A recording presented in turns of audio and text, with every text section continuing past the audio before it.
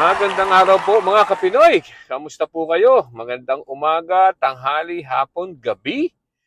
Kahit saan mang parte ng mundo kayo nandun, ano po, magandang araw po sa inyo. At para doon po naman sa ating mga kababayan dyan sa Pilipinas, ay Happy Independence Day. Ano po, ngayon po ay June 12. Ano? At maganda ang araw po natin ngayon. Maganda ang sikat ng araw, 65 degrees. Tama-tama ang lamig at init. Ano? Tama. Yan ang perfect. Perfect temperature para sa akin. Ha? At dyan po sa Pilipinas ay nako, uli at magandang araw at Happy Independence Day. Ngayon po ata ay since 1898. Ngayon po ay 126 years ng ating pagkasarili lang. Tagalog na Tagalog, ano? Kung saan tayo ay naging independent mula sa ating mananakop na Espanya, ano? Sa mahigit 300 taon, ano? 1898 na nagkaroon tayo ng independence. Okay, so ituloy natin ang ating diskusyon doon sa nagiging investigasyon ngayon sa Kongreso tungkol sa human rights violation during the time of Duterte administration. Ano? Nung una diniscuss natin kung dapat nga bang kasi po meron po kasing investigasyon na nangyayari sa Kongreso at sinasabi na iniimbestigahan nila ang mga violation ng human rights during the time of uh, President Duterte. At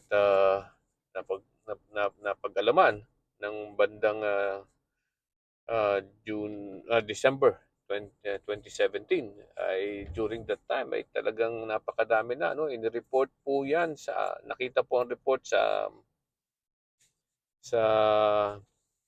Malacanang na accomplishment report ha, mahigit 20,000 ang napatay na during that time from 2016 hanggang 2017 ng Disyembre. Isipin mo yun, 26,000. Napakadami ho, nakakapangilabot ang napatay. At sinasabi, accomplishment report yan ha, sa drug war. So pinag-aaralan nila ngayon kung sa Kongreso pinag-uusapan kung ano ba talaga ang nangyari sa human rights daw nun during the time, kung meron man, meron nga ba talagang human rights during the time. At any rate, so napansin ko lang na bakit parang itong investigasyon na to ay mukhang walang kahihinatnan, ano? Unang-una, sinasabi na dapat daw wag daw persahin si Rodrigo Duterte at saka si Bato de la Rosa na umapir doon sa Kongreso, no, sa investigasyon na 'yon kasi daw ay respeto, no? Diniscuss na natin 'yan. Dapat nga bang irespeto si Rodrigo Duterte kung hindi niya inirespeto ang karapatang pantao during that time, ano? So, ito naman napapansin ko ulit, padalwa ay mukhang ang sinisisi pa ng mga congressman na to,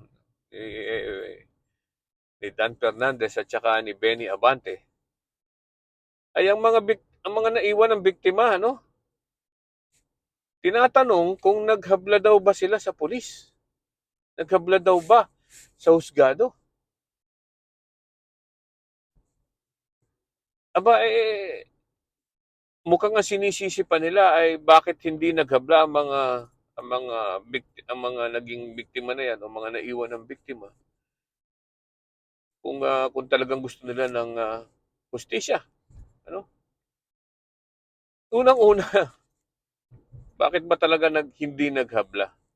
O karamihan diyan ay mga hindi naghabla. Bakit? Kasi po during that time, sino ba ang nag-uutos na gawin 'yan sa mga pulis?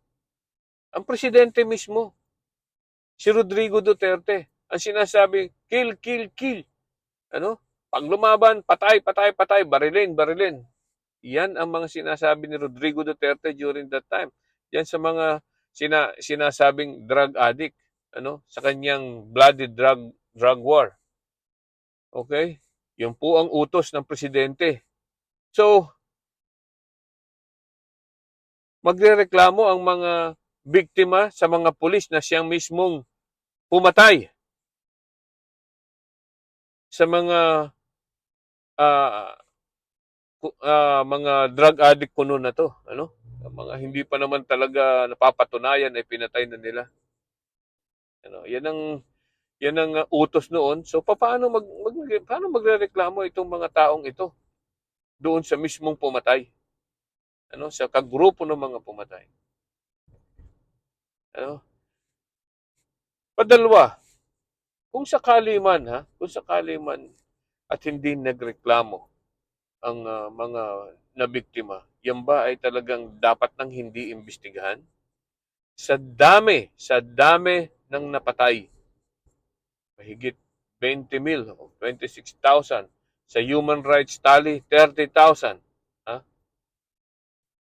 Sa dami na, hindi ba dapat iniimbestigahan ng gobyerno yan? Alam niyo po ano, ewan ko kung kayo ay naging nakapanood o nalalaman ito. Diyan po sa ating husgado at kahit saan mang husgado ano, sa Pilipinas, ang nakalagay po diyan, pag naghahabla sa lahat ng criminal case, ha?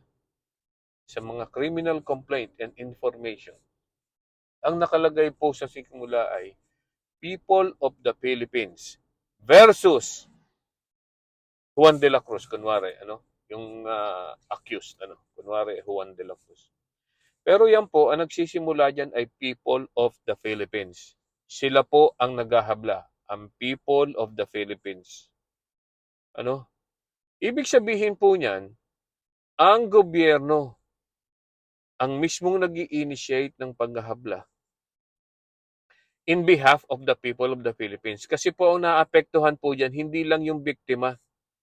Ang naapektuhan po dyan ay ang safety and seguridad and peace and order sa Pilipinas, sa buong bansa at lahat ng Pilipino.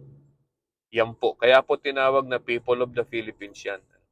So, ibig sabihin po, ang People of the Philippines ay siya ang gobyerno na nagproprotekta sa people of the Philippines. Ang siyang nag-iimbestiga at siya ang nag-i-initiate. Ngayon, pag nag-iimbestiga, hindi kailangan na ang mga naiwan o ang biktima mismo ang mag-initiate niyan. Ang kailangan po ay ang law enforcement. Ano ang law enforcement? Yan yung mga pulis at NBI at lahat po ng iba pang sangay ng gobyerno na naaatasang mag-imbestiga. Ano? Mag-imbestiga ng mga krimen na nangyayari. Pag may krimen na nangyari, hindi kailangang may reklamo. Ang kailangan po ay pag nalaman ng mga pulis, may nangyaring ganyang krimen at nakita nila yan ay krimen, dapat po iniimbestigahan nila. Obligasyon nila yan. Sila ang mag-imbestiga ng mga krimen at magsampa ng kaso. Ha? Magsampa ng kaso laban sa kung sino man ang gumawa ng krimen. Kaya nga po yan ay People of the Philippines. Ano? Hindi po mahalaga ang ang uh, ang personalidad or hindi po kailangan magsimula ang private complainant diyan. Ano, hindi po 'yan masyadong importante. Ano, ang private complainant po sa pagkakaalam ko, simula pala ay lalo na sa mga crimes against public order, ayan po ay para laang sa civil case. Ano, yan kailangan lang sila para sa civil case. Pero sa criminal aspect ay hindi po sila kailangan as long as meron pong nagpapatunay na ang akusado ang pumatay o ang akusado ang may kagagawan, ng krimen ay dapat po magpatuloy ang kaso. Ano? Except of course dun sa mga uh, crimes against chastity. Yan po yung mga rape, personal, ano? Yan po ay hindi yan hindi kailangan diyan ang mga private complainant para mag-prosper ang kaso. Pero pa sa mga crimes against public disorder, lalo na yung mga ganyan, crimes against estafa or murder, homicide, yan po, hindi kailangan dyan ng ang private complainant. Ano? So, obligasyon po ng gobyerno na pangalagaan at imbestigahin ang mga krimen, pangalagaan ng mga tao at imbestigahin ang mga krimen na nangyayari sa Pilipinas. Ano, hindi po obligasyon 'yan ng mga private complainant. Ano? Sa ating pillars of justice, nagsisimula po palagi yan sa law enforcement. Pagkatapos po ng law enforcement, ay yan ang prosecution. Ang sunod sa prosecution ay judiciary. Sunod sa judiciary ay penology, yung pong kulungan. At ang panlima ay ang community. Okay. So, yan nga po, sinasabi ko sa inyo, yan ang unang-unang obligasyon ng gobyerno ay ang mag-imbestiga ng mga krimen. Hindi po yan obligasyon ng mga tao, ng mga private complainant na magbigay sa inyo ng mga ebidensya. Ano? Napansin ko rin nga pala doon sa anong yan, sa kasong sa investigasyon na yan, ano? Sa Senado, sa Kongreso. Napansin ko rin na mukhang ang pinipilit pa ay na magbigay ng ebidensya sa kanila ay itong mga journalist na kanilang iniimbestigahan. At ang sinasabi pa ni Dan Fernandez, pag hindi daw sinabi ng journalist na yon kung sino ang mga sources nila ng media, ay magiging hearsay daw ang sinasabi ng journalist na yun, si Mogato. So, kung ganun pala, unang-una, hindi ho po pwedeng pwersahin ang sources ng mga journalist, especially kung hindi naman ito tungkol uh, sa safety ng bansa. Ano? Right? Doon po nakatali yan. Mapapwede lang pong sabihin ng journalist kung kung sino sources nila, kung yan ay national security and padalwa, lawful order of the court. Pero kung wala pong yan, hindi nyo po pwedeng pwersahin. Ano? So, para bang itong investigasyon na ito sa Kongreso ay parang palabas lang eh. Ano? Palabas lang na iniimbestigan nila ang mga human rights violation ng panahon ni Duterte. Hindi talaga iniimbestiga eh. Grandstanding lang at ang lumalabas pa nga eh. Parang sinisisi pa ang mga mamamayan, ang mga biktima. Ano? Alright?